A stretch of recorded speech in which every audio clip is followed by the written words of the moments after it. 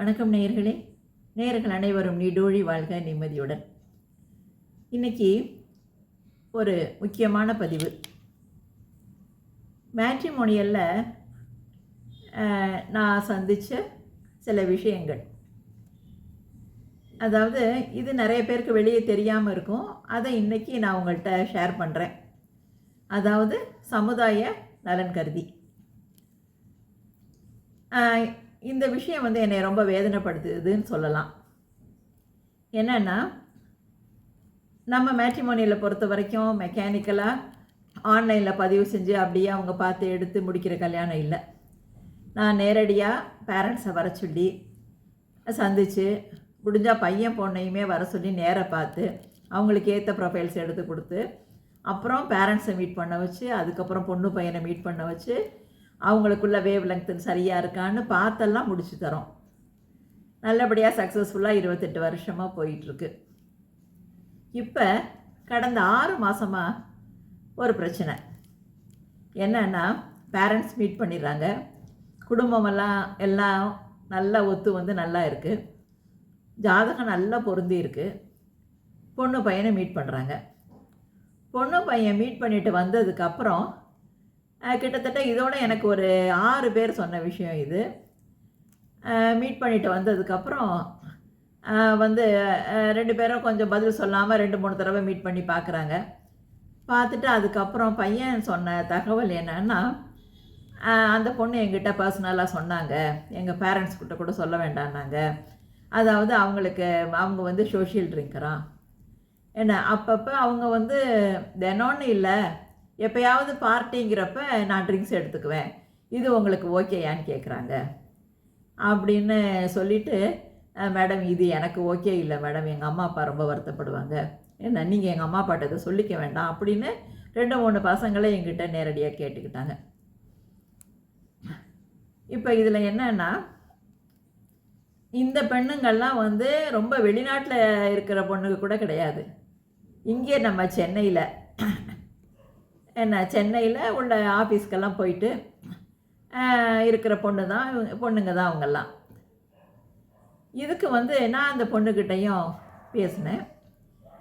இது என்ன காரணம், அவங்க சொல்கிற காரணம் எனக்கு ரிலாக்ஸேஷன் தேவைப்படுது அப்படிங்கிறாங்க. ரிலாக்ஸுக்கு எவ்வளவோ நல்ல விஷயங்கள் இருக்குது. என்ன இந்த மாதிரி தான் ரிலாக்ஸ் பண்ணணும் அப்படிங்கிறது இல்லை. இதில் ஒருபடி மேலே போய் சில பேரண்ட்ஸ் இருக்காங்க, அவங்க பரவாயில்ல மேடம், எங்கள் பையனும் சோஷியல் ட்ரிங்கர் தான், ஏன்னா அவங்களுக்குள்ளே ஒத்து போனால் சரி அப்படின்னு தன் பையனுக்கு கல்யாணம் ஆகாதா அப்படின்னு நினைக்கிற பேரண்ட்ஸு அதில் 2 பேர் இது ஒத்துக்கவே செய்கிறாங்க. இதெல்லாம் பார்க்குறப்ப நம்ம நாடு எங்கே போயிட்டுருக்குன்னு ஒன்றுமே புரியலை. என்ன பொதுவாக என்னென்னா, நமக்குன்னு நம்ம இந்திய பண்பாடு, நமக்குன்னு ஒரு இந்திய பண்பாடு கலாச்சாரம்னு இருக்குது. நம்ம கலாச்சாரத்தை பார்த்து வெளிநாட்டவரே வியந்து பாராட்டும் அளவிற்கு நம்ம இந்திய கலாச்சாரத்தில் மேம்பட்டிருக்கோம். இப்போ நம்ம குடும்பங்களை பொறுத்த வரைக்கும் பெண் ஒரு தெய்வமாக மதிக்கக்கூடியவங்க. நம்ம வீட்டுக்கு வர மருமகளையும் ஒரு தெய்வ குழந்தையாக தான் பார்க்குறோம். நம்ம வீட்டுக்கு வர்றாங்க, அவங்க நல்லா வச்சுக்கணும் அப்படின்னு தான் நம்ம நினைக்கிறோம்.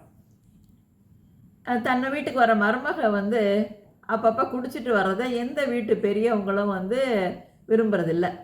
அதாவது நல்ல குடும்பங்களில் விரும்புகிறதில்ல. என்ன இப்போ இந்த பொண்ணுங்கள்லாம் பேரண்ட்ஸ் இருக்கக்கூடாது, நாங்கள் தனி கொடுத்தனம் தான் இருப்போம், என்ன நாங்கள் அப்போ தான் ஃப்ரீயாக இருக்க முடியும் அப்படின்னு சொல்கிறதுக்கு இது ஒரு காரணமாக இருக்குது இப்போ எல்லாம். ஏன்னா எப்படியும் இந்த கூட்டு குடும்பமாக இருக்கிற நேரத்தில் இந்த மாதிரி ட்ரிங்க்ஸ் எல்லாம் சாப்பிட்டு வர முடியாது இல்லையா? அதனால் இதுவே ஒரு காரணமாக சில இருக்கோன்னு நமக்கு நினைக்க தோணுது. சரி, ஒரு வீட்டுக்கு மருமகளாக வர்றவங்க அந்த வீட்டு வாரிசை சுமந்து பெற்றுக் கொடுக்கக்கூடிய ஒரு நிலையில் இருக்காங்க இல்லையா? இந்த மாதிரி அவங்க ட்ரிங்க்ஸ் எல்லாம் சாப்பிட்டு தன்னோட ஹெல்த்தை கெடுத்துக்கிட்டாங்கன்னா அந்த வீட்டு வாரிசை எப்படி நல்லா பொறுப்பாக சுமந்து பெற்று வளர்ப்பாங்க? ஏன்னா இதெல்லாம் வந்து பெற்றோருக்கும் சரி எல்லாருக்கும் ஒரு கேள்விக்குறி ஆயிடுது.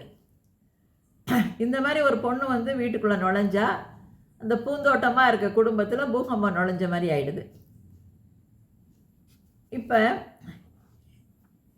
நான் பார்த்த வரைக்கும் இப்போ உள்ள பேரண்ட்ஸுக்கெல்லாம் ஒரு கல்யாணம் முடிக்கிறது வந்து ரொம்ப பெரிய பிரச்சனையாக இருக்குது. அவங்க நிலைமையை பார்த்தா ரொம்ப பரிதாபமாகவே இருக்குது.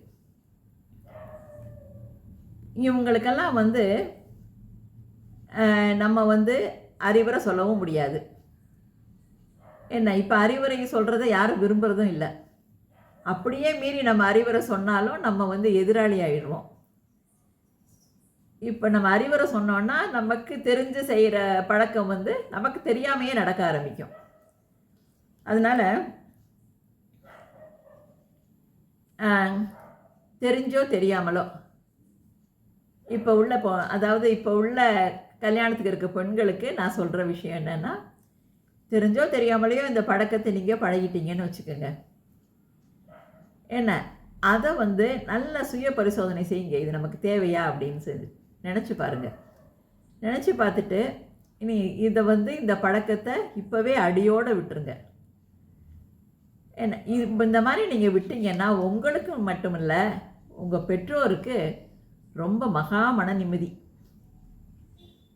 உங்களை பெற்று வளர்த்து ஆளாக்குன அம்மா அப்பாவுக்கு நீங்கள் வந்து பெரிய பெருமையை தேடி தராட்டாலும் இந்த மாதிரி ஒரு அவப்பெயரெல்லாம் தேடி தராமல் பார்த்துக்கலாம் இல்லையா? அதனால் இந்த பழக்கம் இருந்தால் இதை அடியோடு விட்டுட்டு என்ன நம்ம புது ஆளாக நீங்கள் அவதாரம் எடுங்க. ஏன்னா அப்போ வந்து உங்களுக்கும் நிம்மதி, உங்கள் பெற்றோருக்கும் நிம்மதி, உங்கள் பிறந்த வீட்டுக்கும் நிம்மதி, உங்கள் புகுந்த வீட்டுக்கும் நிம்மதி. அது மட்டும் இல்லை, எங்கள் மாதிரி மேட்ரிமோனியல் நடத்திக்கிட்டு உங்கள் கல்யாணங்களுக்காக பாடுபட்டுக்கிட்டு இருக்கோம்ல, நாங்களும் கொஞ்சம் நல்ல இடங்களாக பார்த்து அழகாக முடிச்சு தருவோம். எங்களுக்கும் கொஞ்சம் சிரமம் இல்லாமல் இருக்கும். All the best. வாழ்த்துக்கள்.